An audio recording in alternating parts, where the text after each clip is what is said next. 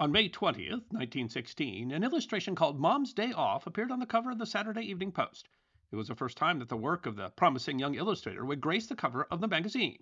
It was quite an honor in 1916 for an artist to be selected to illustrate the front cover for the Saturday Evening Post, boasting the largest magazine circulation in the country at around 2 million a week. The cover was only the first of many to grace the cover from the same artist, an amazing feat for someone of his young age. An August 5th, 1916 edition of the Champaign, Illinois Daily Gazette reported that 4 different illustrations have appeared in as many weeks on the front cover of the Post bearing the signature Norman Rockwell. The Gazette was overjoyed to find out that the artist was a local boy of just 17 years of age.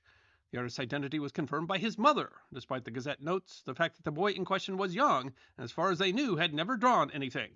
The paper raves that the lad no doubt has a bright future before him.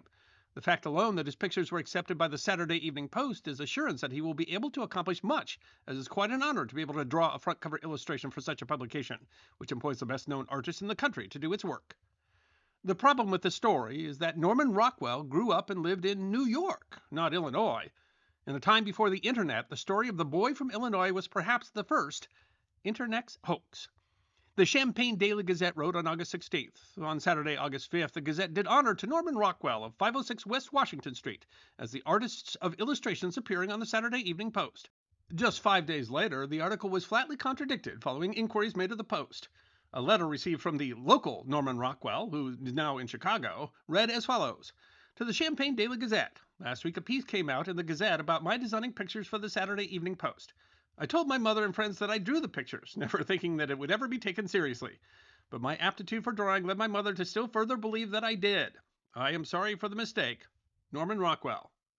The person who actually had been chosen to illustrate 4 Saturday Evening Post covers in a row in 1916 was not a local Illinois boy of 17, but a local New York City boy who was still a rather impressive 22.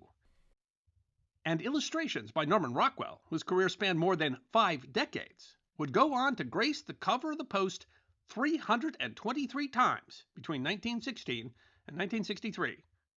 The Traditional Fine Arts Organization estimates that Norman Rockwell created over 2,600 published illustrations during his career, making him one of the most recognized and beloved artists in American history.